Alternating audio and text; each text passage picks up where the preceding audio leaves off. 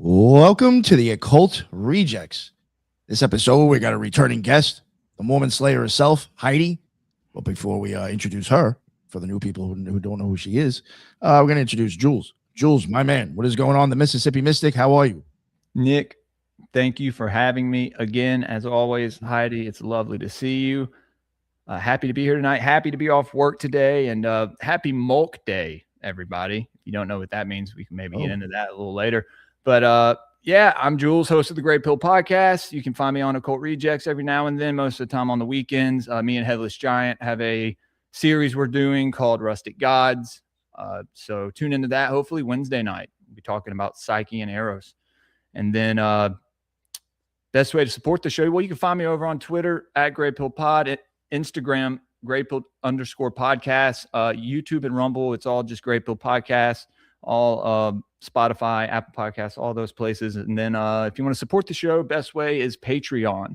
And we do a lot of cool stuff over there. All the merch that's starting to roll out, stickers, and the first shirts are going to be only available on Patreon. You get exclusive content, Elohim etymology episodes. They are going to start to air there first again. And then we're doing esoteric book reviews over there.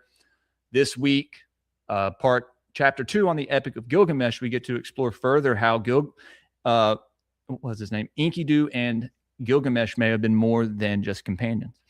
And yeah, it's a little weird. And then we're going to start our adventures into the Volsung sagas, which I'm very excited to talk about. Sigurd and his hero's journey and all that good stuff. So yeah, anyway, happy to be here. Stoked for this discussion tonight. And it's good to see all the people in the chat showing up. I forgot about the Enkidu and the Gilgamesh relationship. Yeah, man. He looks at him as a woman. So it says. It like a he looks upon him as a woman. All yeah, right. Yeah. Okay. But yeah, Jules, thank you so much for coming on. I really appreciate it. And yeah, so now we got Heidi. Please, Heidi, for people who don't know who you are, because it has been a bit since you've come on and we do have new listeners, please let everybody know what you did, what you do, what your job, what your deal is. And maybe even if you want to plug some of the things that you've done on the show for other people to go and check out. Go for it. Sure. So hopefully you guys aren't hearing me cough in between. Is my mute working okay? Yeah. No, should be good. Okay. Because, we have the greatest air out here in Utah. Haha. No, we don't. I am Heidi Love of the Unfiltered Rice podcast. If you don't know me, I am an ex-Mormon and I love the church and I speak out about it. I'm stuck in Utah with like the worst pollution in the world right now. No, not the world, but at least in America. And I have done lots with Nick and the Occult Rejects. I'm an Occult Reject myself. It's just been a minute because we've all been running and hitting our like different little areas of expertise. So I'm happy to be back. We've done Mormon Mafia. We've done all kinds of episodes about that. I think we've done 4 maybe, and then another one just about Mormonism. So yeah, it's been awesome. Every time we get on here and talk, it's amazing because we get a different meeting of the minds. I feel like we were just talking about this and it's really important for that. I think you'll never know the truth if you don't look at the whole truth, right? If we all have this like tunnel vision, we're never going to figure anything out. So that's why I love it when we can have a meeting of the minds. And hello to everyone out there. You can find me on unfilteredrisepodcast.com. You can find me on Spotify. That's the best place to find me. I have over 200 episodes for you there and here on YouTube, but way less. I can't put some of the stuff I talk about here. And so some of it goes on Patreon as well. There's really some stuff I can't put out there. So yeah, we do a lot of things like that. You can check me out all those places, but I'm certainly happy to be back. And as always, get a kick out of Nick the Cardinal calling me the Mormon Slayer.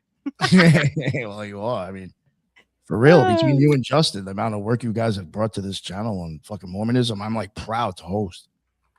You know what I'm saying? I mean, and it all comes with receipts. All has receipts. Yes, and nobody's making 100%. Anything up. There's so much fucked up shit out there. You don't need to make anything up. No, the only thing we that I conjecture anyway is side-by-side photos because like you can't prove bloodlines, but damn, I'll just say sometimes you get some people that look like each other that aren't related. Weird. Don't know why. So with that, today I have quite the show. And this show came out of absolutely nowhere for me. It was really weird. Is sometimes I get bored and I just do things like put in Joseph Smith and John D because I am related to John D. He is in my genealogy. He is one of my great 007. great uncles. Yeah, yeah.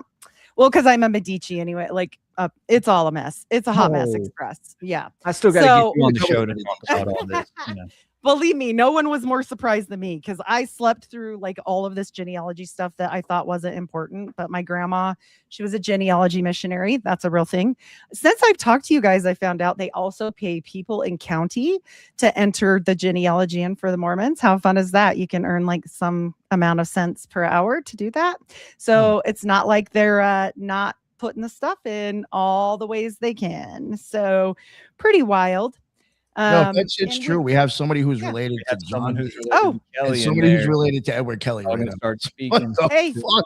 Archangel we Gabriel. can't get together and talk because it'll be a mess. Did you read that? No, just kidding. Pallid Masker. You oh boy, we'd be in trouble. But you know, there's a lot of things about Mormonism that are hidden, and I'm gonna share my screen here because a picture's worth 1,000 words. Today there's a lot of wordy pictures, but it's easier this way. It's gonna have like forever windows in just a second, but then it will fix out. But when I did this little search and I was like, hey, what about this and this? What about these things together? What does this mean? And it didn't, I just thought I was just like Googling for genealogy's sake, but this weird thing popped up. Have you guys heard about the Book of Madog? I've heard of it. Yes, I've heard of Madog. Okay. that's probably what I this heard of. is- Book of Madog. There is a Book of Madog by John D. And I want people to look at these two things because the top one is the Book of Mormon and the bottom one is the Book of Madog. And I'm going to read it line for line. So the first line is from the Book of Mormon. I, Nephi, being born of goodly parents, therefore I was taught somewhat in all the learning of my father. Okay, this one on the bottom is from John D. And it says, I, Madog, born of goodly parents, was taught somewhat in the learning of my father. Nevertheless, having seen many afflictions, and then the top one also says, therefore I make a record of the proceeding of my days. He doesn't talk about his afflictions, but he did on the bottom for Madog. I make a recording of the day as a vagabond upon the face of the earth. Okay, look at those and tell me how similar those are. It's concerning. I, Nephi, being born of goodly parents is a line that we all know from Mormonism. Okay. And feel free to interrupt because I can't see you guys. So anything you want to say, just let me know. But I'm still coming in. Okay. Yeah. Yeah, no, you're good. Yeah. Okay, oh, yeah, good. that's right. You have it. You have I it can't up. see. That's a, yo. You remember that one time? So I think stupid. you got disconnected, and you That's were why I check. going for so long, and we were trying to tell her like, yo, we can't. Yes. But she That's didn't why I see the check every screen. once in a while. Yeah, that was so Yeah. funny. I felt so bad. So I wished it would stop and let me still see you guys, but it won't. So Yeah. these two things together are a little shocking to me. I've never heard about anybody named Madog, or as he's commonly spoke of as Madoc. Okay. It I've sounds a never lot like heard of this. Magog. It does. It sounds similar to that. Yeah. But this gets into a really weird story. So this is a real story. And well, at least the people. I don't know how real the actual things are that happened in history, but I dare say they probably were true. So this is Prince Madoc, okay, or Madog, as he's often spoke about.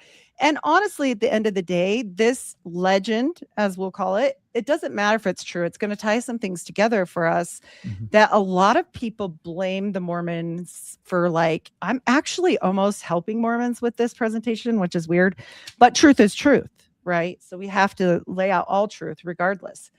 But they talk about this Welsh. He was Welsh, okay? And you know, they even used to have a sign up here, okay, in memory of Prince Madoc, a Welsh explorer who landed on the shores of Mobile Bay, Alabama, in 1170 and left behind with the Indians the Welsh language. Now, don't forget about Joseph Smith and his Reformed Egyptian, because we're going to talk about it today. But this right here was taken down. Why? Why are they trying to hide things so hard. Like it's very strange. This goes into, I know you guys love to talk about mounts. This goes into mounts. This goes into definitely the snake mounts, because Prince Madoc's sign was a dragon, which can often be, interpreted like a snake. Yeah. And so his signs and stuff, like all of his flags and everything, are very indicative of these different things. And that there were some historians that actually explored this whole thing.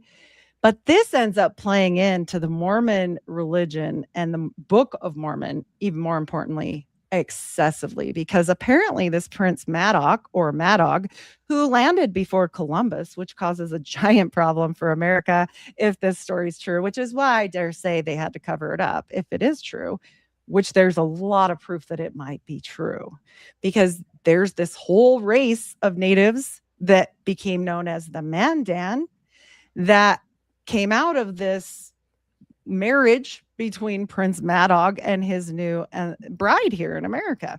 So they were known as the fair Welsh Indians.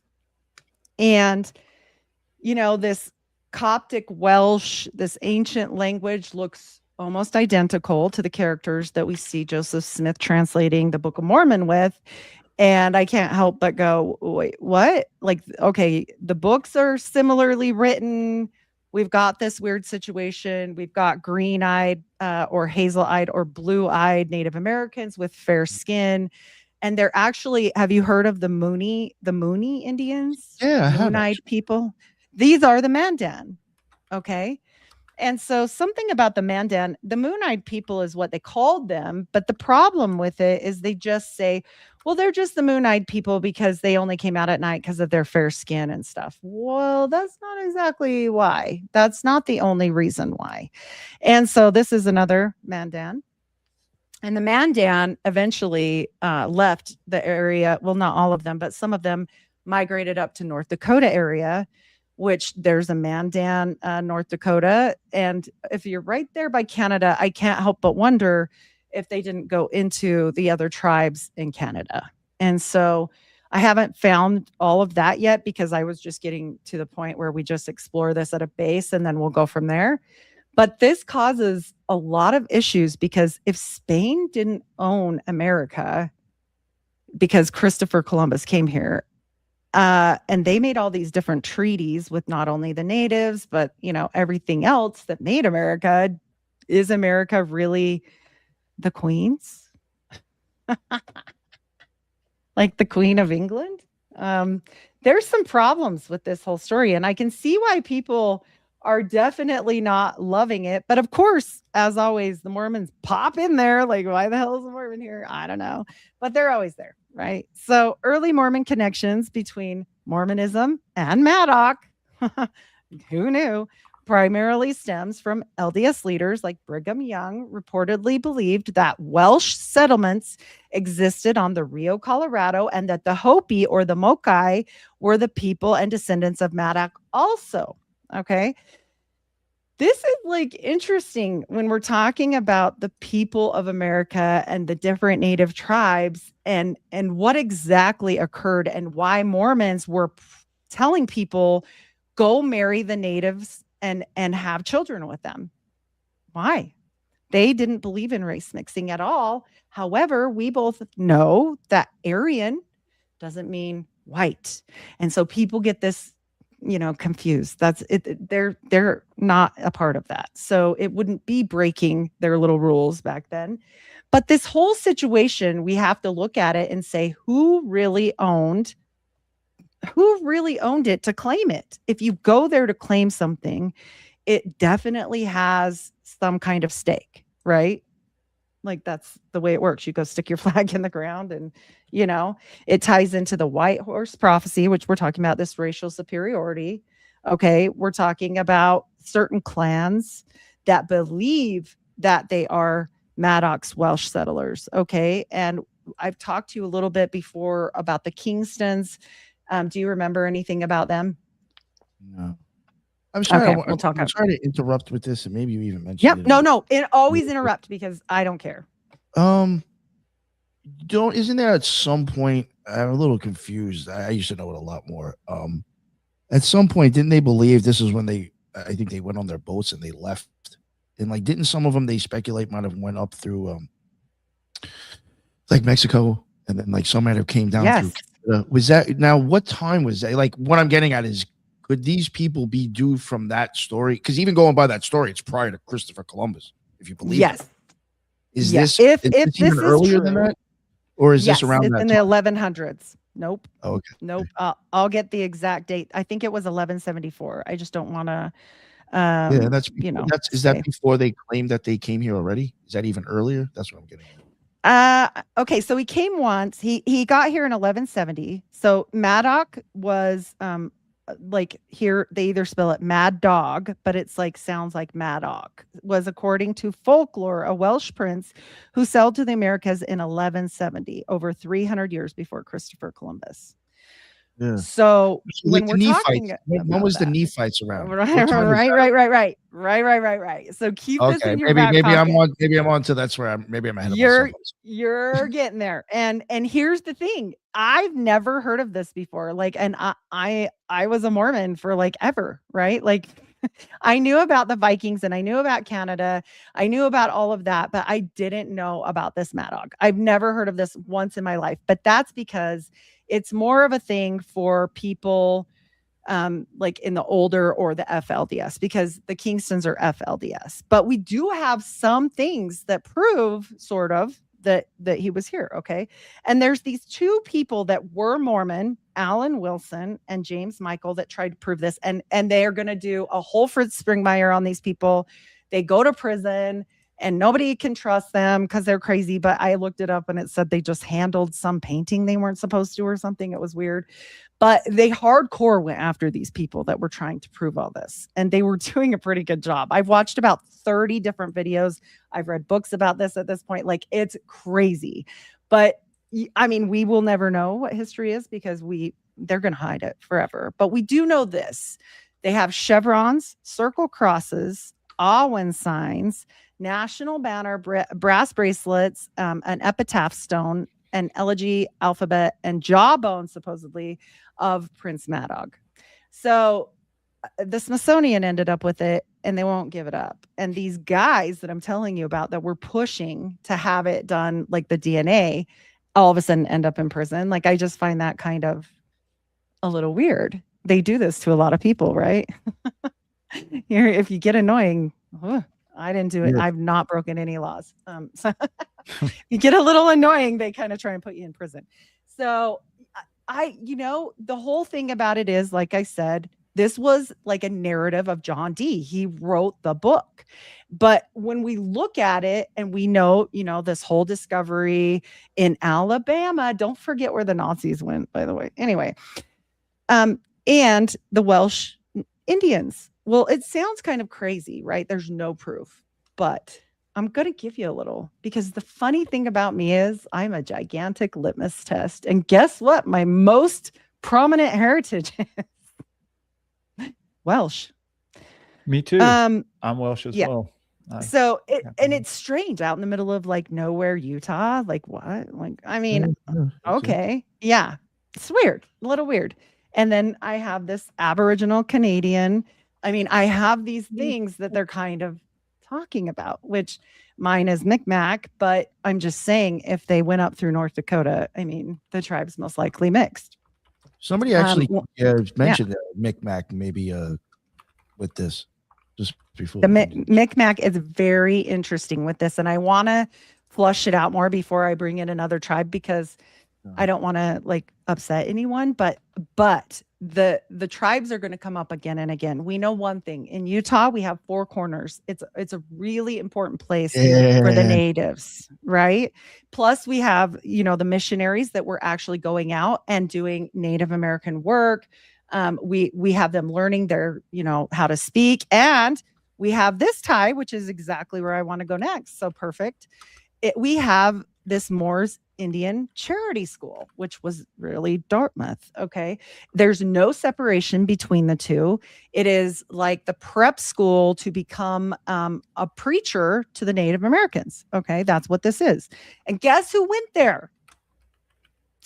Well, Joseph Smith came from a bunch of hillbillies that just worked the ground and didn't know how to read or write, but for some reason got in his brother to this fancy prep school, and they actually lived there on the premises of Dartmouth for like a while. I think it was like over 5 years or something. So we've got Eleazar Wheelock, who created this school with who? A Native American, like Samson Occum.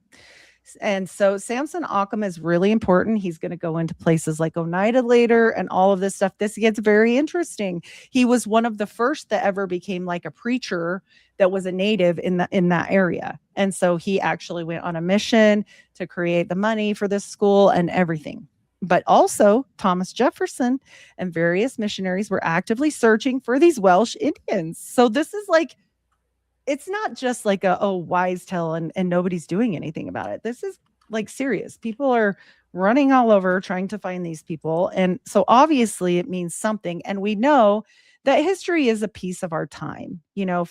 Back in the day, if you told me Christopher Columbus was a bad guy when I was like 9, I would have told you no way. Because right. Like, no, school. So we've got that here as well, right? We've got the school telling us. And not only that, we have these other accounts like the Chronica Welly, written by Humphrey Lloyd. This is the earliest surviving account that claims Maddox visited America. John Dee used this unpublished manuscript to build his legal case for the Queen Elizabeth I, and make a treaty, asserting her right to North America, Terra Florida, based on Maddox's 1170 voyage. So this is going to be a huge problem if this were real. Clearly John Dee is going hard in the paint for old Lizzie girl. There was already some weird stuff there, so whatever. He's trying his best, right? And I'm just saying, like, it's not just that. Here's another one: the history of Cambria, the principal navigations, all of this stuff like goes back to this Maddox, and it matters. Why does it matter? Well, because just like I showed you that book, right? That book is very similar to one another. So if the book is similar to the Book of Mormon, enough to where you can kind of hear it in those two side by sides, and it is very similar, we get to something else. Have you ever heard of the Solomon Spalding manuscript? Mm-mm. Okay. Well, no? Okay. So the Solomon Spalding manuscript is something that became extremely important, and I still say is very important for the Mormons, because they kind of fight against it. I can't find the Solomon Spalding slide, so just don't look right now. So Solomon Spalding is somebody that they say Joseph Smith actually stole the Book of Mormon from. Okay. That he basically, went to this area and the guy had a copy of this book and he just stole it. Maybe I didn't put it in there. But Solomon Spalding also went to, guess where? He went to Dartmouth. And guess when? At the exact same time as everybody else, including Stephen Mack Jr., who attended Morris Charity School, i.e. Dartmouth Indian College, as well, at the same time as his cousin Hiram. Who is Stephen Mack Jr.? That is Joseph Smith's mother's brother's son. So we've got all these people, and of course, it's going to sound the same. If Solomon Spalding went at the same time as Stephen Mack Jr. and as Hiram Smith, and they're all family and buddies, whatever, the class load is not very big, they're going to learn the same thing, right? Like, come on, they're going to learn the same narrative. It's why some people will say, you plagiarized my channel because you said that word for word. I'm like, it's a book, weirdo. Yeah, it's going to sound the same. Like, that's like going to church and having the pastor say a sermon that another pastor said and say, that's plagiarism, because he read that verse. No, they're teaching the same stuff. I've seen people do that, actually. Oh, it happens. I've seen people use Program to Kill, use that book, and one person claimed the other person kind of bit them off, but it's just like, no, you just both read the book. Yeah, exactly. You've read the book. Chill out. It's stupid. Yeah, exactly. Go take a nap. It's like, What are you doing? But when we talk about this, we have to understand that Dartmouth at this time, or Dartmouth, whatever, however you say it, all these people from Joseph Smith's family are here. Remember, they're supposed to be dumb farmers. They're not supposed to be reading and writing and all the things. But Hiram was actually really brilliant. And he is actually teaching Joseph Smith because Joseph was sick at this time. And it says so. Where does it say so? In his mother's book. It says she had Hiram teach Joseph. And what was he actually going to school for? For the preacher thing and a teacher. So, okay, he's going and taking all these lessons to Joseph Smith. So I don't think he stole crap from Solomon Spaulding. And I also don't think they didn't see angels just because people want to say that. No, remember where we're getting some of this curriculum from? Who's come up? John Dee. If they are teaching John Dee's curriculum for the Welsh, don't you think they might be teaching them some other stuff too if they're in this esoteric, folk magic-y time where they're becoming preachers? Mm-hmm. Maybe they learned how to channel because they're Martinists. Like, let's be real. I will say if they are kind of basing their stuff off of them, I would just assume, just like, I mean, any other kind of order that's associated with the person, would also like suggest whatever that person was into would be worth studying as well. You know what I'm saying? So they are going to suggest exactly. Well, yeah.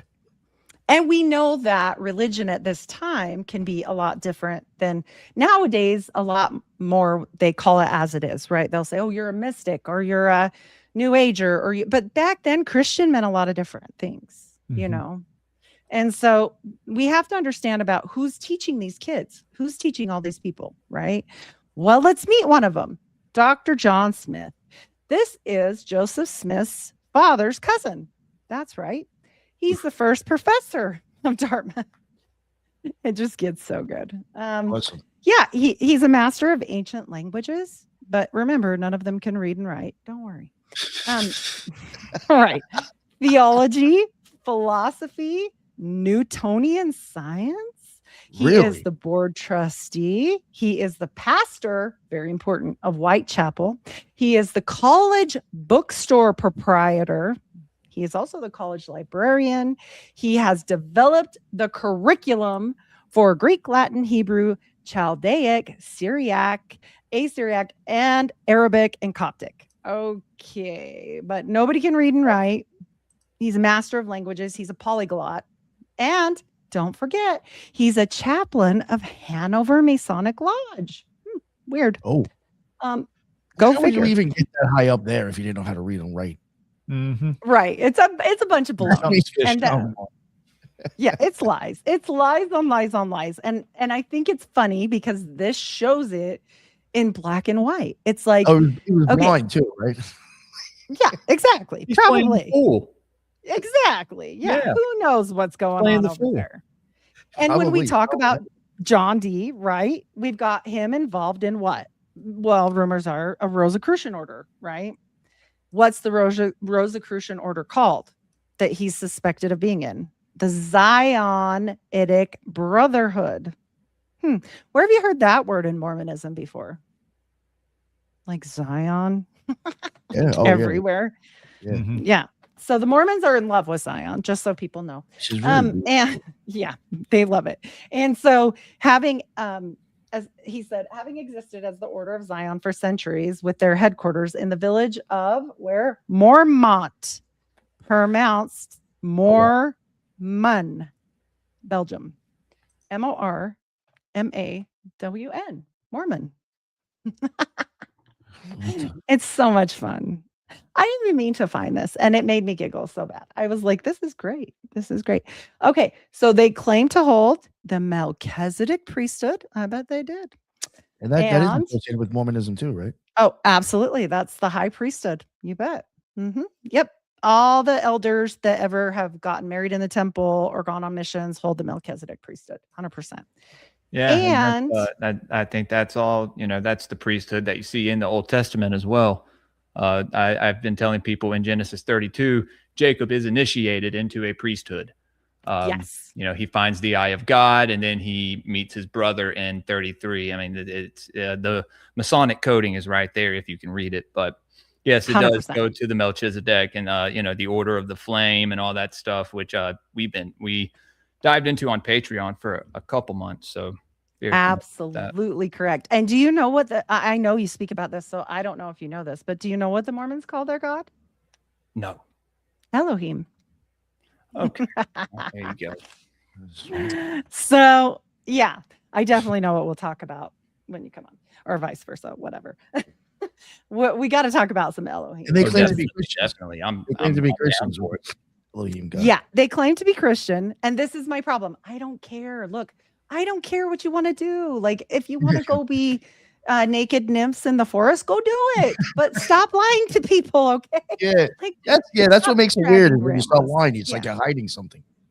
Exactly. Well, they're taking little grandmas that believe they're just going to heaven, and they're taking all these nice people that just think they're not that other people. Hey, naked nymphs can be nice too. I'm not saying they're not nice. Absolutely. Well, yeah. I'm just saying that they're taking this, they're making porch Mormons, right? And they're doing it for a reason, because you have to have the porch Masons or the porch Mormons or the porch whoever to hide the shit that you're doing, because you can't be going doing woo-woo stuff on Saturday or Thursday or whatever day you're going and hide it very well if other people aren't there, right? It's easier if people are there to have dinner and gotta have the face of the organization and the face of the place. Yeah, you know what you're saying. Exactly. And they've got to hide it. So why would they want to stop being called Mormons? Well, what if it's because they don't want to be associated with the headquarters in the Village of Mormon? Yeah, in Belgium, the Zionotic Brotherhood. So look, I don't know. I just know this fits with that a whole lot. I know that the Native Americans are very critical for the Mormons. And I know some other things that's very interesting that we're going to get to. And it just doesn't make any sense on what they say it is, right? On its face. Like, we know that, everybody rolls their eyes when we say Priory of Zion. We know. Oh my God. I was just looking that up right now. I just clicked on it. Yeah. And Priory of Zion. Yeah. Yeah. Yes. And which did what, sold their monastery in Mormont, or it's pronounced Mormon because it's French. Don't put the T on. Belgium, and moved to America. Okay. I can't prove this. Okay. This is a narrative that they say happened. How would we know? I don't know. I showed you all the books that have mentioned all the things. I can't prove this, but it is out there. And so, when David Livingston came on, just barely, and we went down this whole narrative, and I don't know that he loved me interrupting, but I had to do it because I was like, look, I know you want to say these things. Like, he's got a very prepared, kind of like Gary Wayne. He likes to do like in a row sort of, but I like to ask questions, and especially about Mormons, because if you have all this information and I can't ask you anything, that's not going to help me. So it was amazing. Actually, it was just amazing. And I think that's the thing that people miss, is we shouldn't just let the presenter present. That's why I always say, please interrupt me, because we're never going to have a real conversation, and I won't know your knowledge and you won't know his knowledge. We all have to talk, which isn't what they want us to do. Mm-hmm. That's why we have no philosophers anymore. So, yeah. So there's that. Unless you're talking about, silly things on some really big podcasts that gets paid a lot, right? Like a fancy, who I'm talking about. He's bald, he's short and little. I don't know, whatever. These famous people that used to run things like Eat Bugs and I'll pay you money. That's great. Okay. Look, I'm not going to shame anybody. I think that's fun time. I used to watch it religiously because I thought it was crazy. Because I would not eat a hissing cockroach. No. No. And so I'm just saying, like, that's fun, but like this stuff, nobody lets people do this with more important things, or like old history or religion. What do they tell you? Don't talk about religion, right? And politics. And why don't they want you to talk about that? Because you just might find you have more in common with the guy you think's an idiot, so they can divide you and steal your loosh. And we do this forever and eternity. And that's not my favorite. So yeah, I just don't like that. I don't think that's fair. I don't think that's fair that as a Mormon, of all my entire life born into it, I wore Masonic underwear and I didn't know. I was the last to know.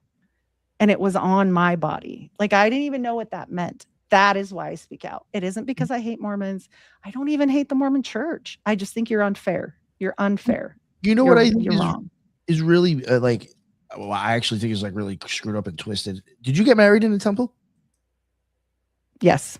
All right, so like even then you probably know. It's probably know more now since you're looking at this stuff. When I had Carl Crusher on, and he was talking about when he got married in the temple, he said near the end, straight up Masonic shit everywhere. Yep, 100%. 100%. Same exact symbolism and everything.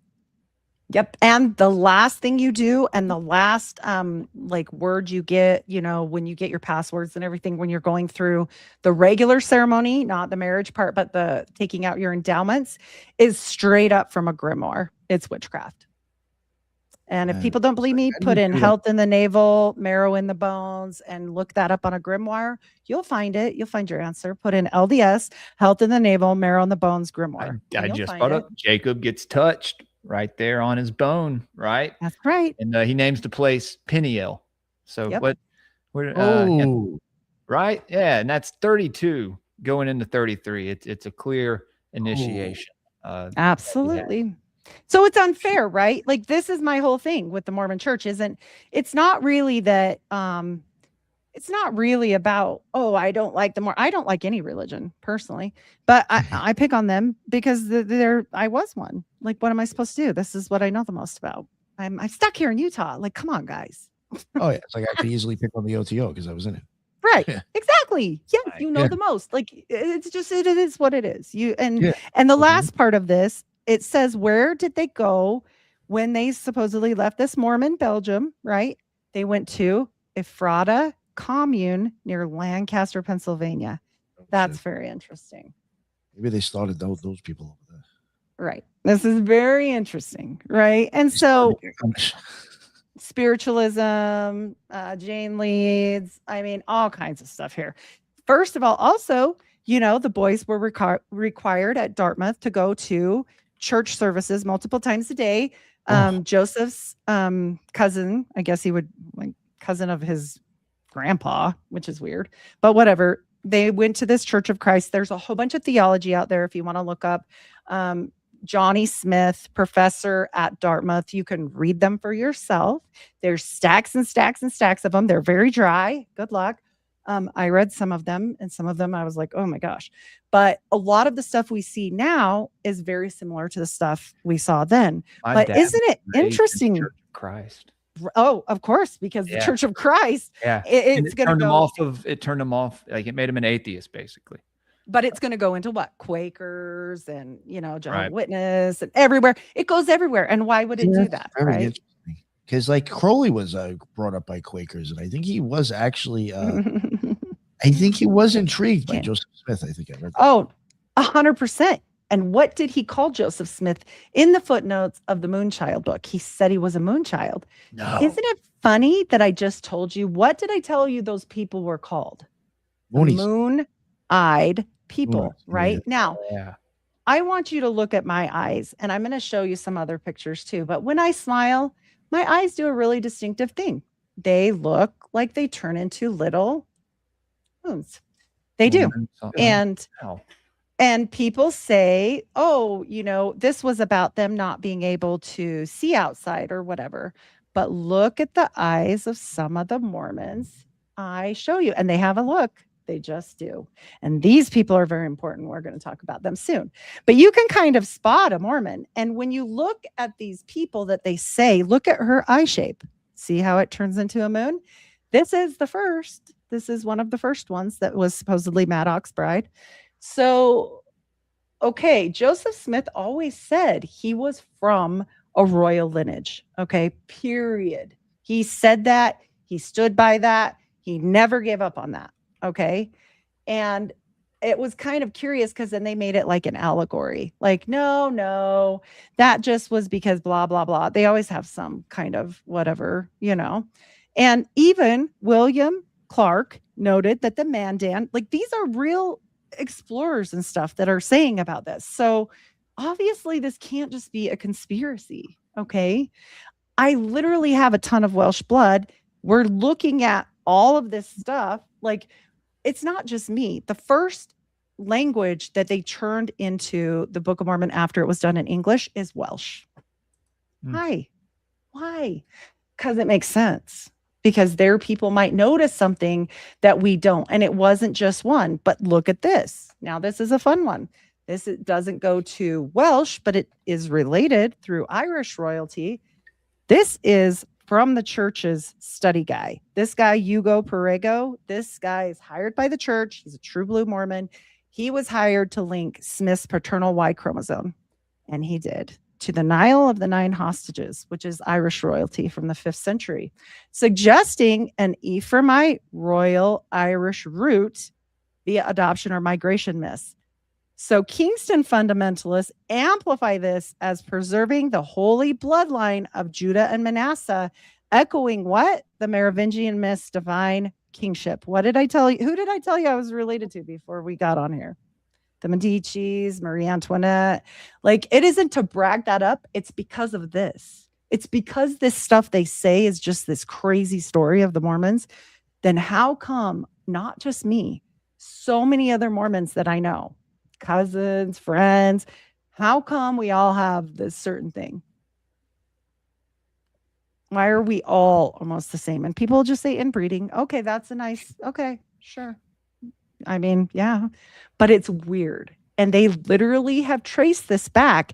And this R1B M222. And for anyone that looks into Sefer's work, you guys will see that this is not that big of a grouping. Okay. So when you look at a grouping, you might say, well, everybody's probably in that line or this line. No, this one's not like that. So, I mean, here's some links for you guys, but the Kingstons decided to do a very funny thing. And this is the Kingstons. This is one of the main ones that started it. They're FLDS, they're fundamentalists, and they look a lot different. They have the eye shape, but they kept their bloodline pure. They didn't mix with other people. And they started doing Egypt marriages, like marrying their sisters and their aunts and weirdo stuff. Maybe not sister, but it was close. They do it to this day, and they get away with it. Why? Because they made a lot of money. They got a whole bunch of money, and they hired a geneticist so they don't marry too interclosely, and they still do this to this day. And they started something called the Davis Co-op. This is another Kingston, and you'll notice one thing that they have that is a little bit different than typical Mormons, or I would say more fair looking, and not their skin, but their hair and their eyes. But the Kingstons are known for having a darker hair and a darker eyes, but a very fair skin, which is very Welsh of them.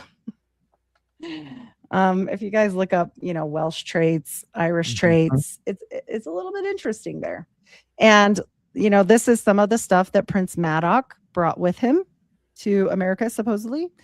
I'm just saying, I think they had some friends that started a war once and maybe tried to figure this out too. I don't know. Shit. Yeah. So, and here's the thing, if that's really what's going on, what that looks like. Yep, it is. And they actually used that sign. He used that sign, and it was like a good thing for them.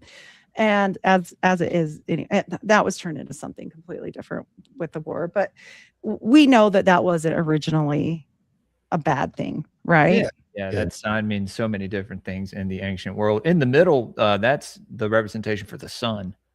You see that a lot in Norse paganism. Or the Templars, right? Yeah. And I had Robbie Marks on. He said some very fascinating things about the Templars. The early Templars especially, or like castrating themselves and yes, weird shit. So but they like did the symbols that they took and they used them right for in these certain rituals but these, we know how ancient these symbols are and that it's the intention behind the use of it. Well, and the thing is Joseph Smith says he's directly from he's a Merovingian. He says that he is from, like, literally Jesus Christ. One thing I want to mention, just real quick, somebody did say, and I thought very, very much of a medicine wheel. And I thought, kind of like a medicine wheel also. And something else that I did notice, you're talking about Micmac. And I know for a fact their medicine wheel has been reused by occultists. I've seen it on fucking books. Mm-hmm. And same with their star, with the Micmac.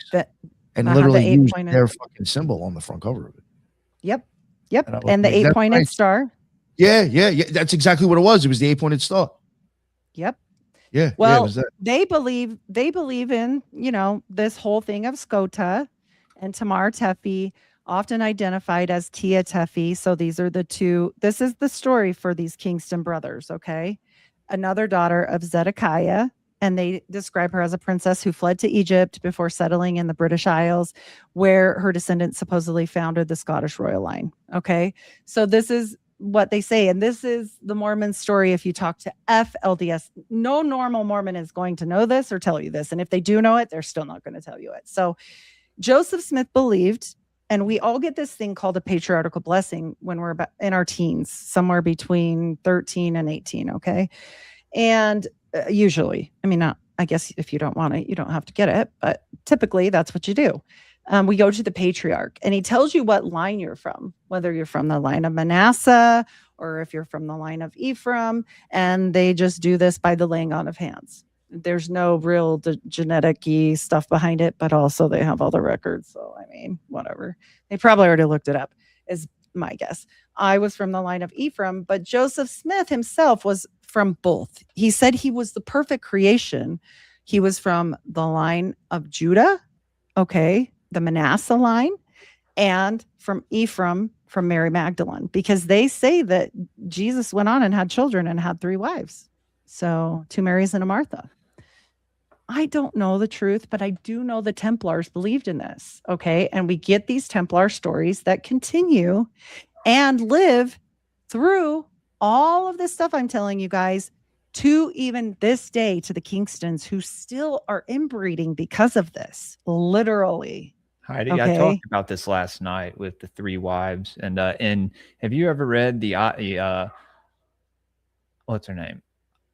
Ashiana Dean, I think that's her name. The Voyagers. I haven't. Have you ever heard of them, Nick? I know what you're talking about. Yeah, well, it's this chick who was channeling. I find it a little silly because it's starseed stuff, but some people are really into it. I find it very interesting because she brings up that there's in our realities there were 3 different Christ. And so you see the 3 wives and these 3, I don't know, it's just another 3. Have you seen the 3-headed vases that show this? I have not. So see, there's another one. You see this number so much, the 3 days in the tomb, which goes into so many other initiatory schools, right? Which could be physical, the initiatory school, or symbolic. Do you know what Joseph Smith was doing at an initiatory? He set up his own initiatory school. Want to know what it was called? Oh, yeah. What? School of the Prophets. Heard that before? Because I know you probably have. Well, that's what these people would do. Was they would take this ancient knowledge and they would run with it. They would create their own religions, kind of like Crowley and so many other people after him, even people before him. But you had mentioned earlier something about Joseph Smith and his Egyptian hieroglyphs. Yes. So can you get into that? Joseph, well, that's in my usual original presentation. I can pull it up at the end though and show you, because we do have a little clip of it, and it's very mixed between, I would say, they call it Reformed Egyptian, but really it is ancient native, like their language mixed with, if you look at the Micmacs, if you look at the Mandans, if you look at any of these people, it's almost identical. And then you mix it with the Enochian, it's almost the same. Okay. Wow. It's very similar. And Joseph Smith did not translate the Book of Mormon with words. He translated it into these symbols. So most people don't know that. He channeled it. He met the angel and do you think that the Golden Book was something that was kind of etheric? I 100% believe that Joseph Smith spoke to something. I don't think it was an angel, just like John Dee. Because why? When did he get the plates? Eventually, took a long time. I'll tell you when. After his firstborn, of his fathers died, Alvin, after they tried to bring him back, in my opinion, but they did dig him up, and that is in the newspaper. And I do have a clipping of that. We know about Skull and Bones with that, and we'll get into that later.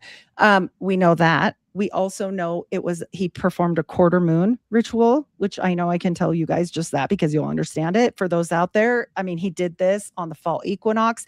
This isn't something that a folk magic person would do. And I'm no magician and I don't know everything about magic, but I do know how to look things up. Okay. People are coming at me right now because I can read a book.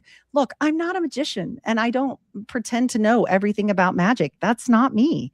I do know enough to know what it is he was doing. That's what I need to know. That's my context. And I don't need to be a super magician to understand that because I have books and you can look things up, but it definitely wasn't folk magic. That you don't slit the throat of an animal. You don't, talk about your firstborns dying. You don't do certain things that they were doing, treasure hunting, all of this weird stuff that's in all of the different testimonies from neighbors. You wouldn't do that if you're just practicing folk magic. That's like, right. Just folklore stuff. That's like the other stuff. I'm not discounting it. Right. Yeah. I'm not discounting it. So do you think that the golden plates were physical, or was it something more ethereal? I wonder. Download. I wonder if it ever was. He says he gave them back to the quote unquote angel. We do know this. Theory?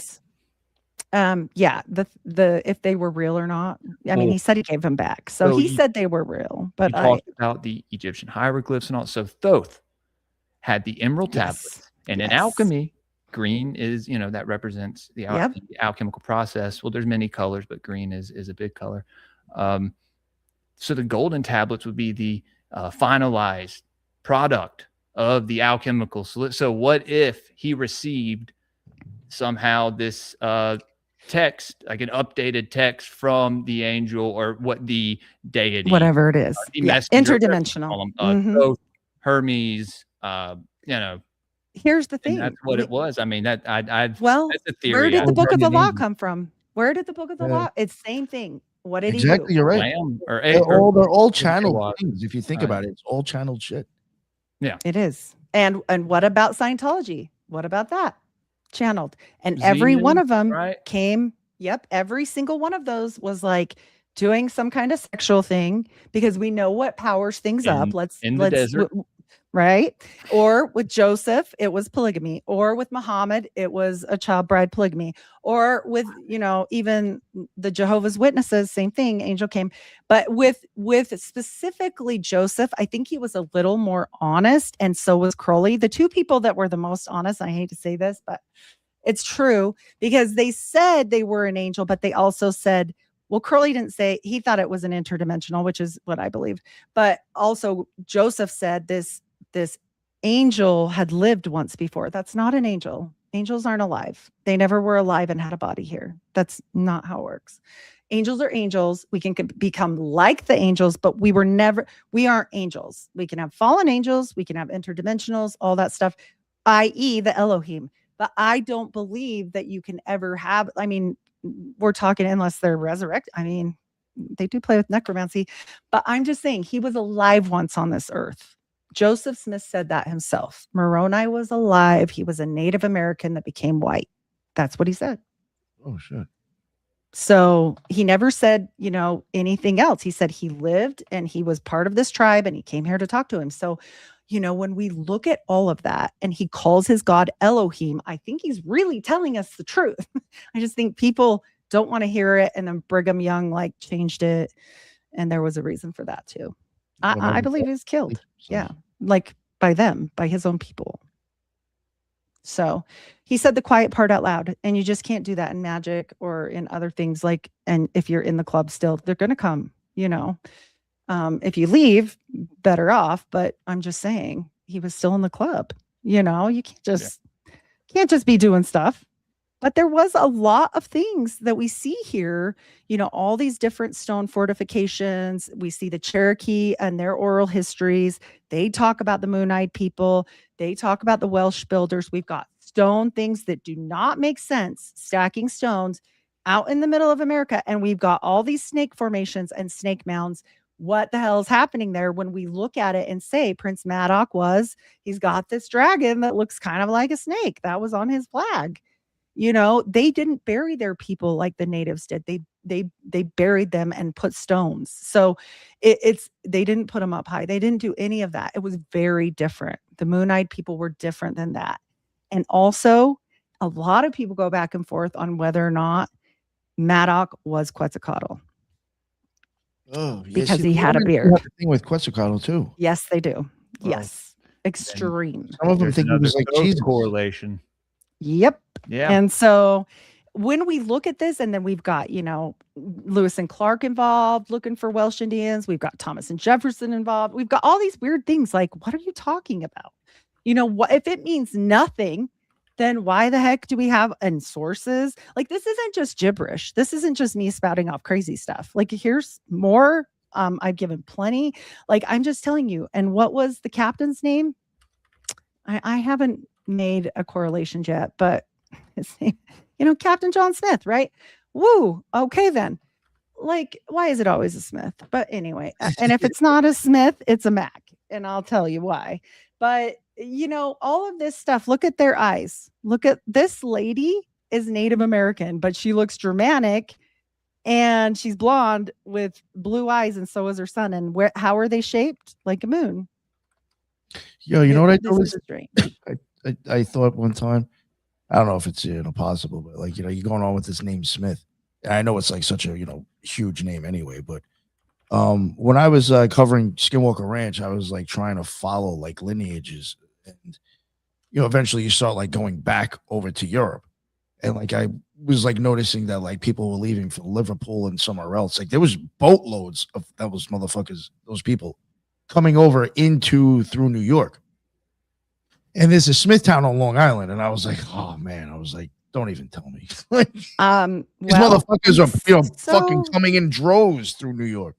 I'm so glad you brought that up, because here's the thing. If you learn about the Smiths, they weren't even from New York. Guess where they were from? Massachusetts. They're from a little place called Topsfield, Massachusetts, which is located where today? Salem. Yeah. His grandpa was involved in the Inquisition. His grandpa was involved in the actual hanging of Mary Eastie, one of the most famous witches in Salem. Oh, wow. This is strange. And one of the books I was reading about this, they said something about hiding from the queen. And I'm like, why the heck would they be hiding from the queen? Well, when I talked to David Livingston, he like spoke to me about this. And in his work, it shows in Order Ab Chao, he's talking about the Pilgrim Society and the first families, right? Joseph Smith had 7 people on the original Mayflower that were related to him. 7. There was only 100 on the boat. Okay. A lot of these people were Rosicrucians and or people practicing alchemy, witchcraft, whatever you want to call. They were people, yes, being persecuted. Yes, it was a situation. We know this was happening in Portugal. We know this was happening all over the place. And we know this was happening with who? The Templars, for sure. So the Catholics were having problems. Right. And so when we're talking about these people, they're going to have to, like you said, like it's got to blend, right? So they're going to bring other people with them and encourage them to be like, hey, lady next door, let's go to America. Like, because they need to not have just a boat full of witches coming over here. But the Smith family wasn't this poor, destitute, nobody family. Captain Samuel Smith, he was an integral part of the Boston Tea Party. We know this. His father was involved in the Inquisition. His birthday is 1666 because they have the same name. So junior, senior, Samuel Smith, junior and senior. So the people can look this up and check it out. But all of this stuff, and combined with the fact that we know Wheelock is a big part of what? This Dartmouth College. He's the one that started it. And he's all about who in this? Not only the Indians, but the Jesuits. That's right. We knew they were going to pop up too. So when we're talking about all of this, you have to see like this is like one of the biggest woes, like woe in America. Because if all of this stuff is true, people always say, oh, the New World Order is going to take over. Hello. They've been here. I was about to say they've already taken over. Yeah, they've been here since the beginning, apparently. Because all of this stuff, we have to look at it, and it's very concerning when we see, Willock's copy of a Jesuit book, Gradus a Parnassium, in the Baker Library at Dartmouth shows that the Jesuits were always on his mind. Like, this is what they say. So this isn't even me. This is just a professor that wrote this little article. Here it is. You guys go look it up if you want. But like, all of this stuff goes together. When we look at it with a wider lens, when we look at Dartmouth and we look at the Smith family and we look at the witchcraft stuff, who was really the witches? Not the people being burned. And they probably weren't witches. They were probably alchemists. And what was Joseph Smith's mom known to be? She was a midwife. And plus, they were like big wigs of the town. They were like mayors. So, right. So Heidi, you're telling me that the people who were really the witches at the Salem witch trials were not the people being burned, but the people doing the burning? Yeah. Me thinks they protest too much. Yes. I wish I'd have known. I'd have been quiet there.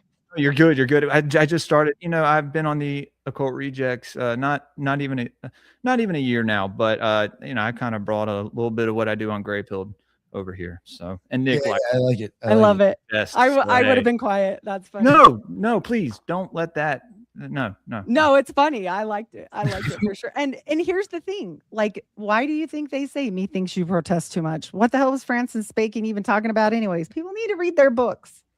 And not Kindle, why did they name it that? Because it's like kindling for a fire. They can start that crap on fire anytime they want. So they can change that. They can change it all day long. But, nobody remembers anything about, the Smiths in Massachusetts, unless you're from back there or whatever. And it's been very buried, and everybody thinks they're from New York now. But we never, ever, ever think about what happened to the Macks, right? His mom is Lucy Mack Smith. Her mom, want to know her name? Speaking of first families, her name's Lydia Gates. I've been busy. Lydia Gates, and her father was Daniel Deacon Gates, who is most certainly related to Bill Gates. And that's a whole nother story. Okay. But yeah, so we got these Macks, and they're very important, right? And nobody talks about them. In fact, Stephen Mack Jr. is actually known for founding Macktown, Illinois. He married Hononegah, and she was an Indian princess. He made a bunch of the treaties back in the day, and actually ended up with a whole bunch of their land. Okay. This is Four Lakes County, modern day Madison, Wisconsin. So very interesting there. We've got all this stuff, and we know that we've got cuckoo crazy string, and we can't go into string tonight, but King of Beaver Island, was he crazy? I don't know, but he started something called the Halcyon Illuminati. I think that's fun. Yeah. I'm just saying, like, okay, so that Mac took off there and got Macktown. Okay. This is talking about them having their children and getting married and everything, and the whole story behind it. And it's super important. People should probably look into this. I'm just going to skip over it because it goes into tonight, but it's not the full piece of tonight. Right. His father was important too. Guess what? Stephen Mack Sr., he is actually the founder of Pontiac, Michigan. Oh, nobody ever told me that. How come? Mormons, how come? Wow. This is important. This is American history. Why do you guys hide this? Cool. Yeah. And so when we look at this, he was also involved in like an early on bank scandal. Of course he was. Hysterical. Yeah. So, this is proving, here you go, you guys, this is clip shots from the actual like little articles I have to go read. He became a successful fur trader and businessman, eventually claiming 1,000 acres of land. Not only that, but he got a whole bunch of money because at this point, when they signed the treaty, he got a bunch of money from his children as well. All of the children that have been persecuted under Indian reparations. So we got Almond Mack. Never heard of him before. Oh, he's a prominent figure in early Michigan history. He served as a state legislature. He did that in 1848. He's a successful merchant in Rochester, Michigan, where he also served as the township supervisor and justice of the peace. He notably drafted and pushed through a bill chartering the Pontiac and Laper Plank Road in a single day and benefited local commerce. So these are not nobodies like they lie and say. This is my point of showing everybody this. These are not nobodies. They want to say the Smiths were poor farmers and nobody knew anything about them. Okay, good. Whatever. That sounds great. Like, meanwhile, we've got the Smiths, you know, in Topsfield. They're all selectmen of Topsfield, which is like the mayor, and they're involved in the Boston Tea Party and, you know, whatever. Okay, sounds good. Like, these are not nobodies. These are not that. This is weird. This is absolutely weird. But you what find the same stuff when you look into the Jehovah's Witnesses with Charles Taze Russell and the Russell family. And I'm well, sure do you want to know why? That. The Huntington Russell, William Huntington Russell is Joseph Smith's fifth cousin. That's why. No shit. Okay, so they branched off and started these intentionally. Okay. And guess what else? I've been doing my research. You ever heard of the Seekers movement that led into spiritualists? You ever hear of this? Mm-mm. Well, that's kind of like the first new agey stuff in America where they're like table tapping and all kinds of fun stuff. So yeah. One of the Mack brothers took off because he was a seeker, and I can't prove it, but I mean, he went up to Canada and was never heard from again. But like I said, we're looking into Jane Leeds, all this stuff. We do know this, the lady that was a spiritualist that was very involved with the creation of Stanford. That's right, Stanford University. She was also very integral in the whole development with the railroad after her husband suddenly died, and she sold off her shares at a loss in a quick sale to dun-dun-dun, Brigham Young. So whatever, her last and she was definitely from a Mormon family, but she wasn't a Mormon. If you look it up, don't worry about it. Her family was, though. She comes from Mormon line, like directly, not way down the line. Just like with William Huntington Russell, fifth cousin, that's not that far. Like, come on. It's not twice removed, none of that. No. So when we look at this stuff, again, here we're talking about the Maddox story, and why is it so important? Keeping it alive for who? The Stewart audience. You know about the Stewart, right? The Stewart line, that whole thing? No, not too familiar. If you want to enlighten me. The Jacobins and the Stewarts. Oh, yeah. I know the Jacobins, whatever. So that all has to do with that. And who was my family line that made me related to all these weird people? Stewarts, the son that was illegitimate. And he took off and went to South Africa for a while in hiding, and then ended up in Kaysville, Utah. That's weird. I'm sorry. That's weird. Why? I don't know. Maybe they promised him heaven. Still working on figuring that out. So I do think that all of this together is a very interesting portrait. And I do think it does one thing. Whoop, that's not the one I wanted to show. I do think it shows legitimately that I do not believe Joseph Smith did anything to copy anything from Solomon Spaulding. I do believe they attended the same. Well, I know they attended the same teachings via his brother, right? I think I've pretty much shown that. I mean, hopefully. And I do know that the people that they persecuted heavily for trying to prove this Maddox stuff, yeah, this is the best. Okay, I'm going to show you what happens when this guy, and he's a very Mormon, so hopefully, I hope it will play with the sound. If not, we might have to reshare. But I'm going to try and play this with a really short clip. So go for it. Let's see if it'll do it. Oh, it's not playing the sound. Okay. Share it through the video file. Are you sharing it like you're sharing the screen? Yeah, you can do yeah, I think I just might have to. Can you upload it through your video file? Go to share and then go up to video file and share it that way. Usually, if I just reshare it, I probably didn't hit share audio when I went to share. Do you know what I'm saying? So if you remove it, I'll re-add it. Go to StreamYard. Yeah, and then you just go to down to present. Woo. And then you go up to video file. There we go. Yeah. Okay. Then you can add it in from there, and it'll make noise. Oh boy. Oh man, what do we do? There we go. Nice. Is it making noise? We haven't added it yet. Here we go. Okay. So the copper we know is from Southern Great Lakes Superior. I see. Tower Island, where the Indians did most of it. But has it been analyzed to see if it has been smelted? Because we have found some on the continent that has been smelted that's great antiquity. Not to my knowledge. It needs to be. Where are the copper? Where are the copper bracelets? If they're not on display, then they're No, in they're my not. archives. They're in your archive? There is one on display. Oh, a copper one? Yeah. Excellent. And if you look in the timeline. Okay. Now, your job here is you're curator. Do you work for the park department or West Virginia. West Virginia? State Park. You're a historian or you're an archaeologist or a historian? Actually, my degree is in accounting, and they hired me when State Park. I also function as the State Park Superintendent. I see. And I've been here since 1981. Okay. And the idea in most State Park superintendents prior to me Yes. were coming out of biology I see. and history. Okay. Then as state parks became a large revenue for the state of West Virginia, they decided maybe they needed business people. Oh, well, So good. what they've done with us is, and now the new superintendent's coming on Parks and Rec. Yeah. What happens, every state park is different. West Yeah. Virginia's a magnificent state park system. So what happens is, over the last 10 years, I probably have read everything, gone to as many classes Wonderful. as you do once you become engrossed in your job. That this turkey does.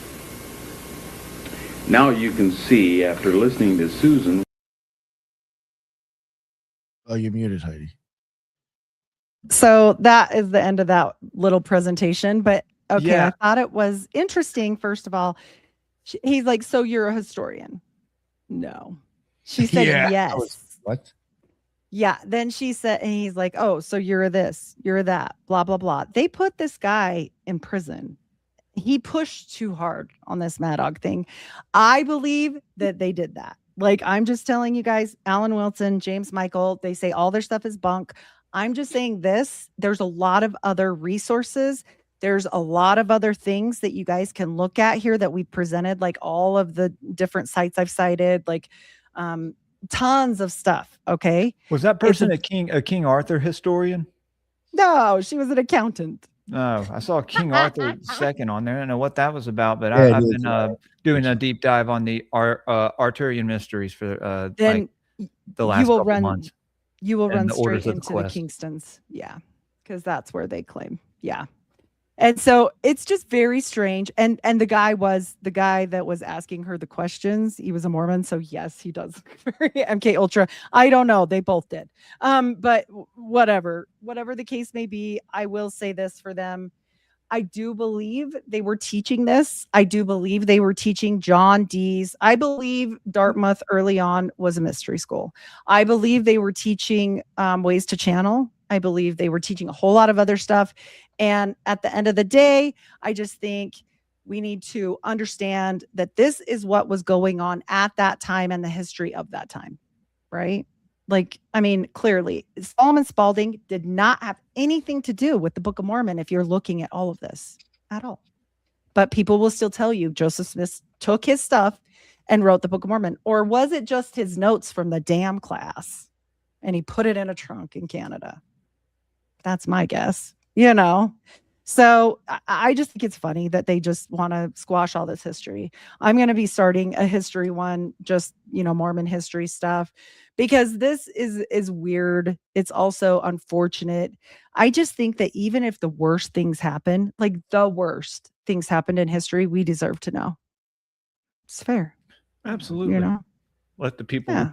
decide for themselves, right? Yes. Well, and at the end of the day, it's the past. We can't do anything about the past. What are we going to do? Unfortunate. You're right. Yeah. Yeah, who At cares? least maybe Uh, learn from it, but yeah. that's about it. You can't harp on it too much. Exactly. And at least we will learn maybe why certain people are so pissed off, because I'll tell you who does have the history, and that is the Native Americans or the Native Canadians, because you know what? They have oral history they can't burn.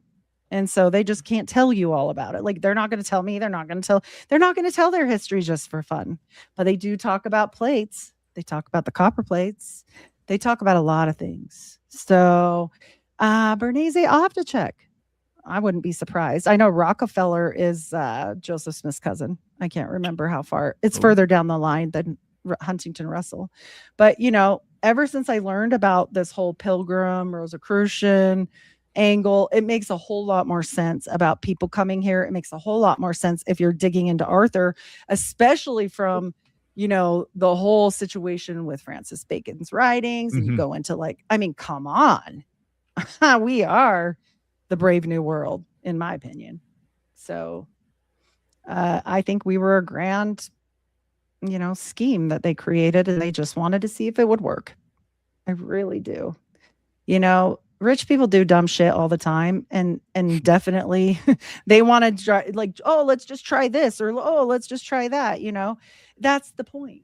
And so, yeah, you know, it's silly to keep hiding it. Yeah, and they are still doing the things from today. Like the Kingstons didn't go away. Why do they not punish them?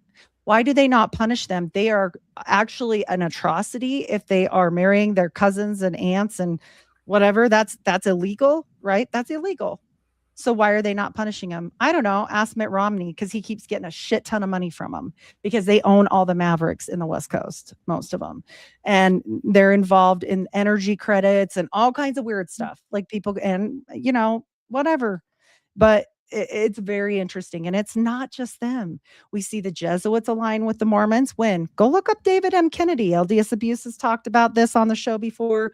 I've been deep diving it. It gets even worse. And then I've been talking about this lately. You know, the Rosicrucian Rose and Cross is the same exact one as the Lutheran Church.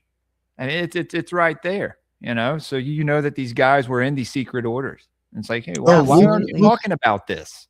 Yo, You know, when the talk about Lutheran Church came out, that was for occultism. That did kind of like split a line between a lot of them too. Wow, really? Yes. Yeah, it's something I plan on doing more of a deep dive on. I'd love to talk to someone from the Amorc Society, but you know how that goes. Guess who was in Amorc? Who? Sirhan. I have his card. No shit. I do. He was totally just, dude, that gone. Guy. They Want to know him why? Rigged and ready to go. Well, he had a mentor. His name was Thomas Rathke. And then they gave some bunk story about Thomas Rathke. There's no pictures of him. He's the only one you can't find hardly anything about on the CIA declassified docs. But I did find a couple things. And what I did find was birthday alignment. The one that they say that it was, it doesn't match the birthday. But guess what? I found the birthday. One. Guess where he lived later? Utah. He was a Mormon. There you go. This shit can't be made up. Like, come on. I have his obituary. I just barely did that one. So yeah, Sirhan, you know, it was sad. It's sad now. He's freaking alive. Let him out, you assholes. Like Newsom shot that down. He was paroled and Newsom shot that down. That is absolutely like the people who killed RFK were right there with him. Guess what? They were the guys right there with him. Yeah. Okay. So Thomas same with JFK. In my opinion, the driver did it. That's just, I don't know. Yeah, hot take. I will tell you this: 8 days before JFK died, he came here in Utah and gave a speech. So there's that. I just know the CIA has that gun, you know, and you see the driver turn around, and I don't know. I think it was the triple thing with the mob and the whole thing. I think it was all three. They make you look this direction, look that direction, look over here, but really it's happening right in front of your eyes, and you're not seeing it. And that's what I've seen with some things, but it may not be true for all. So. But Nick, since I spoke to you last, guess what? I did learn, and I will be coming back we'll have to do a deep dive on this one. You guys will laugh. Do you know about Kerry Thornley's movement? You know Kerry Thornley from JFK? Remember? No. So he starts this cuckoo movement. It's a really new agey weirdo movement. And Kerry Thornley's like integral. He's a big part. He like wrote a book and everything. He's a big part of the JFK story. You guys could look it up. But guess what? He's a Mormon. Oh, that's right. He's a Mormon. Wow. Always there are Mormons behind Mormons. It's ridiculous. Yeah. And we can share the screen if you've got him on there. Oh, sure. Yeah. Yeah. Because then people will know what I'm talking about. I've been looking. Okay. How's that happening? That's the wrong one, right? Yeah. That's the hold on, let me Hey, I'm like, oh, Heidi, not can that you remove late. that Scary. from the studio, Heidi, the other one? I think you have to remove it. I'm sorry. There It you was go. just no, at the no, bottom. you're good. You're good. It's StreamYard. Trust me. Oh boy. I do solo shows and it gives me a hard time. Oh yeah, for sure. But it's funny, you know, we see these things constantly. It's more than the Freemasons. These are brotherhoods. Oh, yeah, These are yeah. brotherhoods. This is And- more than regular Freemasons, This is more than regular Mormons. These are And- top elites aligned Mhm. together. Whether they be Absolutely. Jesuits or Mormons or JCs or, oh, I forgot to tell you, there is a whole Jewish connection. Well, I And was going to that say, people one's- think it's just Ooh. the Jays behind Trump, and really, it's the Knights of Malta. It's all these orders of like, you know, these. He's got that German blood, that good Yeah, German blood. yeah. Oh yeah, that's another Fred thing, too. Christ Trump, Yep. right? get Yeah, away yeah. from It's something weird about that, and then the whole thing with Barron. You know what the whole- mom's the name was? tales, you know, the book that was written and all that. That's Mary, a whole Mary different Christ. tangent. How do you like that? It's wild. Yeah. Another thing with Germany, Jules, Rosicrucianism and Lutheranism both came out of Germany too. No shit. Yeah, so that was Well, even like the thing. There you go. Same origin place. So. And obviously, if this Maddox situation is real, and we look at later, where did they send all the Nazis that came from Project Paperclip? They sent them to Alabama. And where did Maddox go? Those people probably already have an alignment there. If it's real, and that's what happened. If it's a Rosicrucian society set up from this weird prince that came over once upon a time, I mean, Well, come they on. took care of those doctors and those Nazis, and Alabama would be the best place to put them there, or probably my state right next to them, Mississippi. But like, you know, they were a part of their own order too, right? Like you had and the John Society and the Brill- Birchers and the you know, you had the Brill KKK. Society and all that stuff. And so they were kind of, you know, they were taking care of their, you know, their brothers and in Yes. a way, right? Like their brethren Yeah, of 100%. whatever order. And so, yeah, the elite are always going to take care of their own. That's Well, something and that- if we listen, we see it. Like Nick, I know you'll recognize this for sure. In the FLDS, you know, if you go back to the FLDS movement, the fundamentalists, they don't call each other brother and sister. Want to know what they call each other? Breuer and Sawyer. Sound familiar? That is weird. Goy. Yeah. Right. And when we get into the Jewish connection, it is also very interesting because even though Joseph Smith couldn't read or write in English because apparently he was completely illiterate and ridiculous, but he was, don't worry, taking some lessons. Want to know what they were? They were Hebrew. Want to know who from? Well, that would be from Isaac Sykes. Who's the Sykes family? You don't say Seixas. Well, Gershom Sykes was one of the very few people that were at the inauguration of George Washington. He was a critical person that escaped Portugal. And why? Because he was one of the ones forced to become a Christian because, you know, Inquisition and stuff. So, and the wife was a Levy, Levy, Rachel Levy. And that also gets very interesting. And all this always goes back to Zabbatai Zevi. If you guys don't know who that is, you should probably look him up. Wow. But anyways, yeah. Why is there the star that there is on the Nauvoo temple? I'm not going to call it the JE, you know what star, because it isn't. Look it up. It goes back to magic.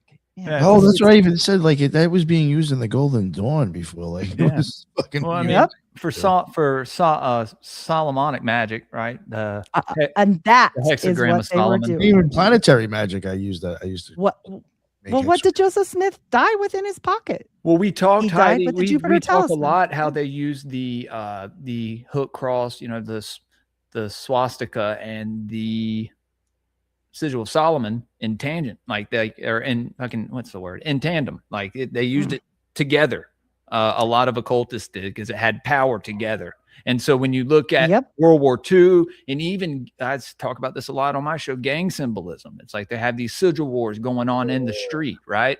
But I just think these wars charging it's all this magic that's happening behind the scenes. I don't even think they know half the time. Here's the thing. Like the Mormons, like that go to the temple and we do like Typhonian stuff. We do the Y, we do all this true order of prayer. We do the square. We do Nick was talking about that the other day. Okay. We do it. And here's the thing. Why would they have people that have no knowledge do something? Want to know why? Want to know what the University of Utah does on their halftime shows so that they can win? They do something. They called it charging the house. Figure it out. They're charging their house. And that's what pisses me off is they're using old lady grandmas and grandpas to charge up their bullshit. And it makes me mad. And I'm like, stop it. If you want to charge up your own stuff, do it. Go ahead. But you got 12 kids, use them. Yeah, exactly. Well, Joseph Smith did. Want to hear another one? One last thing. Joseph Smith had a son. We all know what dark magic is, the very most price you could pay, right? And dark magic gets a child. We know this.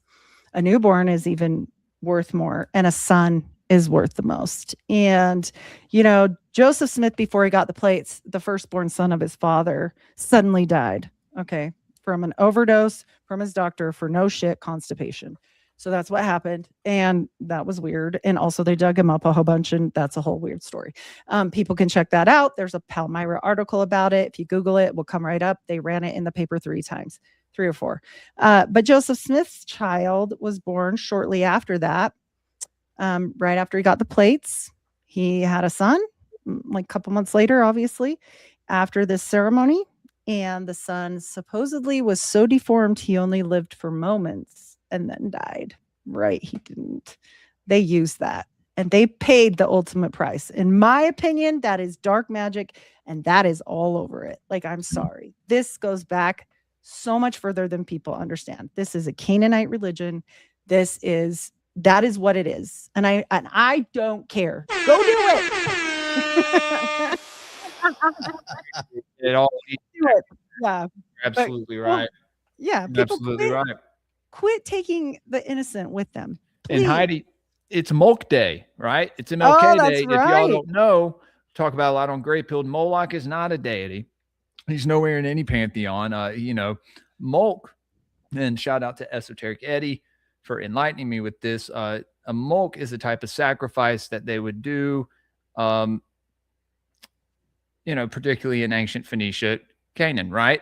And it's the idea of what deity you are performing this Molk sacrifice to. So like at Bohemian Grove, everyone thinks that it's Moloch. No, the elites are performing a mock Molk sacrifice to Minerva for wisdom, right? That's right. Who's on the flag of California? Yeah, and so y'all stop being scared of some like fucking, and then it was funny that we probably the bull was the Baal Peor or Baal Hamon.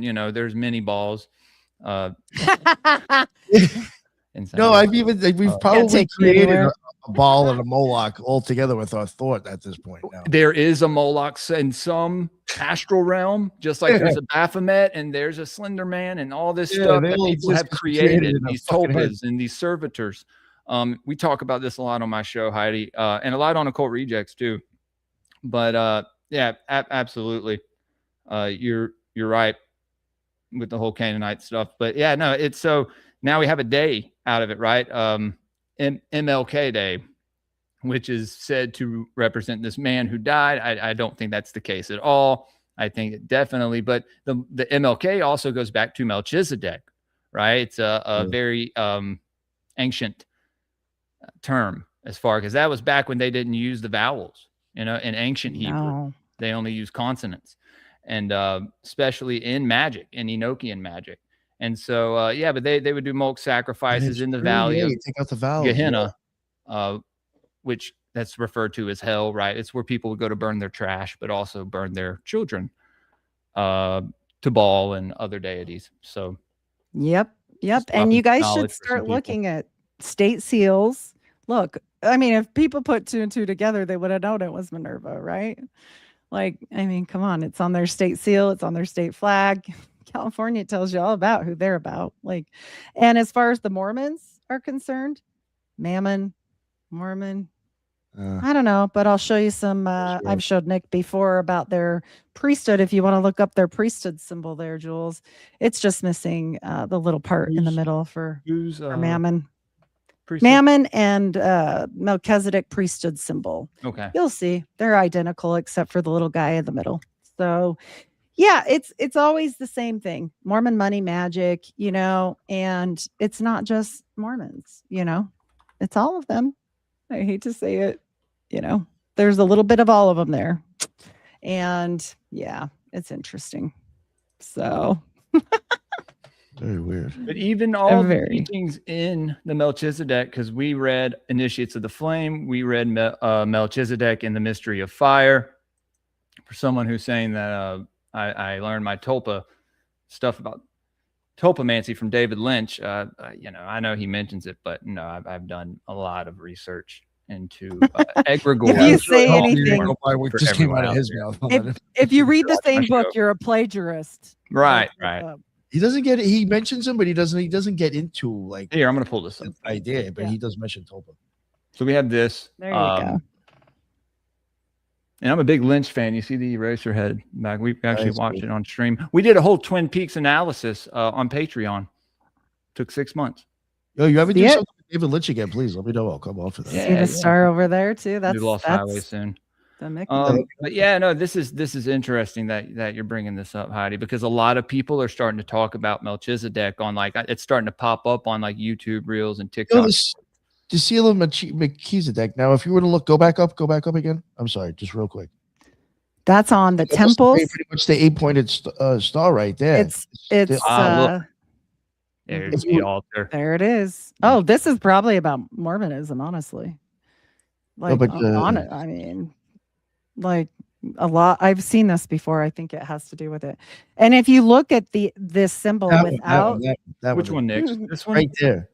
Yeah, that's pretty much the Micmac medicine wheel. it is. The It signet used to of be very Melchizedek, popular with the Mormons. King Yeah, of they- righteousness and priest of the Most High God, King of Shalom, which is King of Peace, the octapha or eightfold endless triangle, which being a geometric figure composed of lines continually reproduced to infinity by right angles, horizontals, perpendiculars, and diagonals, was held by our ancient brethren among all nations as a symbol of the divine omnipotence, omniscience, and omnipresence, universal, indefinite, and eternal, infinite and eternal. Sorry.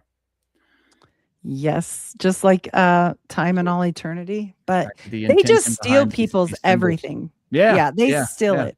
And that's what they do. They've stolen a lot of things from Solomonic no, magic. I'm This sorry. is literally in a temple. You can see Oh. that this is in a window. Oh, this goes And to a temple this- study. Yeah, exactly. Because I'm telling you. And then the top one, if you slide down just a little more, this one right here is literally on the train station, one of our earlier buildings in Ogden. I'm going to do a little thing about that because I was there just looking at it for my daughter's wedding. And I was like, I see you. It's everywhere. It's just everywhere. Yeah. Interesting. We can't run from it. We can't hide from it. But if you know about it, you can protect yourself at least, at the very minimum. It's all you can do. Magic is intention. And if you make sure your intentions are focused correctly and not just letting it leach out all the time, like that's probably wise. So yeah, watch yourselves.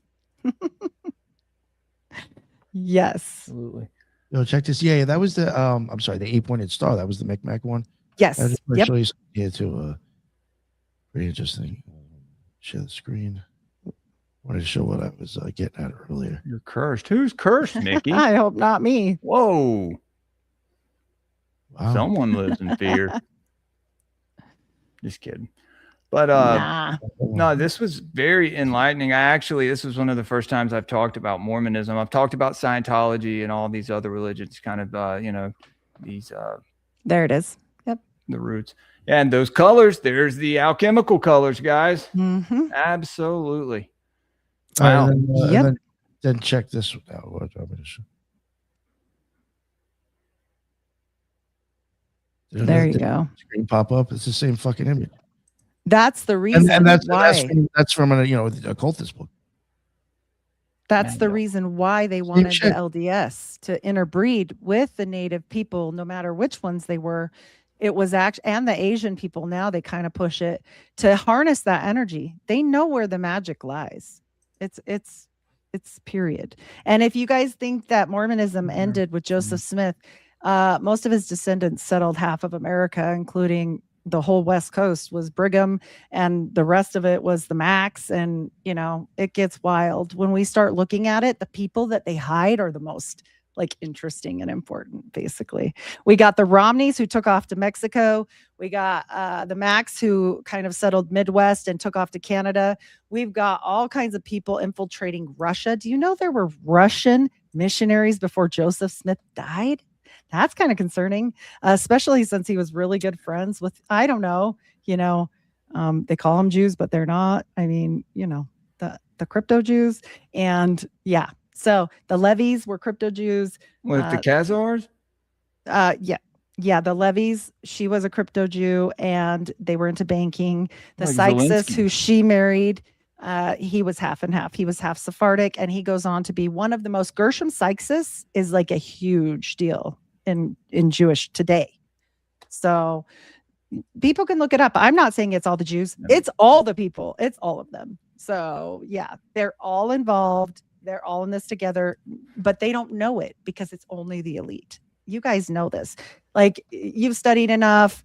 Nick's been in it and studied plenty. We know, and we can see it isn't everybody. They're not going to tell some dumb schmuck that is there for dinner about everything. Just not going to do that. They're not going to level him up. Yeah. And the guy who's there for like a social club, some Blue Lodge guy. They're happy to see you, but you're not getting the level up. You're not getting the path you might think you're getting. Even if they are leveling you, it's not the same thing. You're probably there to do their bidding and stay on your damn square. And that's just the truth. I hate to say it, but most of America, I always say, one nation under Freemasonry, because sorry. Yeah. The founding fathers, they were Masons. They were deists. You know what I mean? Absolutely. Yeah. And you know what? If it was honest, that's the biggest problem I have with it. It's just not honest. Stop taking loosh from people that don't know what you're doing. It's crap, and then I'll shut up maybe. Yeah, climb the mountain like Crowley. You heard about what happened to the people with him. Make sure. He lost, I think, 1 or 2, right? Oh, I'm not climbing that mountain with you, Pallid. No, I wouldn't climb. No, you know what? Nobody climbed with him again after that. So, yeah. So I did want to say one fun thing. When we talk about Skull and Bones for Utah, people often think that they came and copied them. No, the alma maters of Skull and Bones, the actual people that went there and set it up and everything, came here and set that up on purpose. And they also were procuring certain people that were part of very important German families to come here. Like, I don't know. Let's see if you recognize Peter Thiel's uncle, Maser, Maeser. He was the first principal at BYU. So that's fun. I have his autobiography, 1927 from BYU. Yes, he was very, very interesting. He studied underneath a guy that studied underneath Karl Marx. So if you're wondering where it all went wrong, I mean, we can tear it all apart if we do each religion that way. There you go.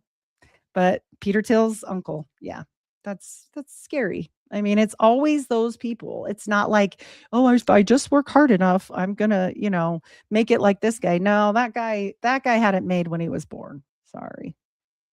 So, yeah, not that we babies. can't. Nepo babies. Yeah, exactly. So, yeah, that's why I always say just keep an eye on all of them. If it looks shady, probably is. So, right, Ryan.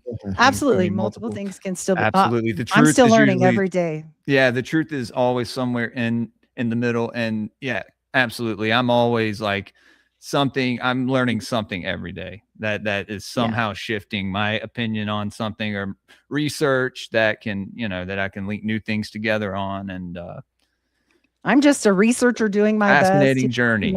Yeah. Well, that's all we can do. Yeah. We can't know everything. And I don't know that you would want to, because look what happened to Nietzsche. Once you know everything, you know nothing. Divine madness. It's also a spiritual journey as well. Yeah. Heidi. So yeah. So, I wouldn't want that. Yeah. We'll just do our best. People fuck with gematria too much, even start to get like a little fucking loopy. Oh yeah. Anybody that gets like too into anything in particular, which is why I'm always shifting gears. it's just not good for you. Yeah. Yeah. I even try to do that with my own topics. Try to jump around so I don't get stuck in one. I'm Yes. just tired of it. Yeah, absolutely. 100%. South Carolina is very interesting. Has a loose Yeah. connection with the The finding. Carolinas are very interesting, Apparently it has. especially tunnels again. Freemason. Yeah. But you never know. You never know what you're going to get, right? So with the Federal Reserve and different things with Mormonism and all kinds of stuff that I've learned with some new books I've gotten, it really has opened my eyes about where they really split off. When Joseph Smith died, that was critical. He did not leave a predecessor, and a whole bunch of people claimed to be like, I'm the prophet and I'm the prophet and I'm the prophet. So they all did this, but those lines are so important. Like I said, we've got the Halcyon Illuminati. We've got, brothers that took off with him. We've got somebody that went out to Arizona, that, Canada, all these different places. The Romneys took off to Mexico. We need to look at this. The railroads are in with the Harrimans that are in with Brigham Young. That's interesting. We've got all kinds of connections all the way across, and it's not just the railroads. It's everything. So, the mining is scary. They sold off a whole bunch of the mining to the crown. Like, how much of America is even owned by America anymore? I don't know. Yeah, scary. Yeah. Think about that. Yes. How long has it been like that? Yeah. The Mazer connection is not a distant, like it's actually not distant. Well, that goes at all, to ask 1927 biography of him himself. He'll tell you, Carl G. Mazer. Check out his biography. Yeah. So I say that the Revolutionary War was a giant sacrifice. 100%. Blood over the land. The newly founded land, right? It goes back into the ancient tribes. And so yes. So not only that, but the whole war over slavery wasn't exactly what it seemed to that be. too. So. That was a way to well, you got to look at who owned most of the ships and the cotton plantations, right? Oh, the Lees are very in close with so many people. It's including Canada, very interestingly enough. So oh wow. History's amazing. Yeah, I'm pretty sure. Yeah. I'm sorry. Especially hidden. Yeah, history. it gets that way. Yeah, it gets to that point where you just go, whoa, why is that this way? And, at the end of the day, it's knowledge. You just don't give it power. Like you'll be wiser for it and you'll see the game before the game occurs. That's what this is. Absolutely. That's all it is. So thanks, Nick. Thanks, Jules. Hell yeah, this was awesome. Oh my goodness. It was fun. This was fun, Heidi. This definitely was. It was good to finally sit down. I always love when she comes on for the Mormon stuff. Yeah, Mormon Central. Yeah, when she comes on to cover her stuff, it's always a blast too. And I've still got Onassis. I started that forever ago, and I got burnt out on that. You did a lot of work on that. Oh my gosh, it's because it's not done. This is one book on Onassis's FOIA docs. So, yeah. Good luck with I didn't know. I tried. I'm still trying. Thank you so much. Thank you. So if you guys like what you hear, find me Unfiltered Rise Podcast. I'm everywhere podcasts are served.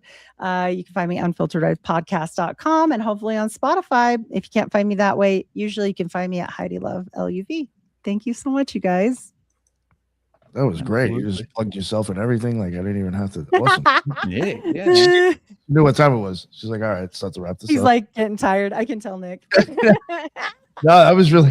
That was a lot of. That was a lot of. It was a lot. I love that you had your own presentation and everything. Oh hell yeah! That's how she does it every time she comes on. Yeah, Oh, yeah. I try to bring proof because it sounds crazy. Receipts.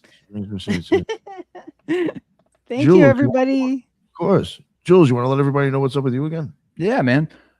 This was a great show tonight, guys. Heidi, again, it's great to see you and great to talk to you. Hopefully, we'll be able to have you on Gray Pilled sooner than later.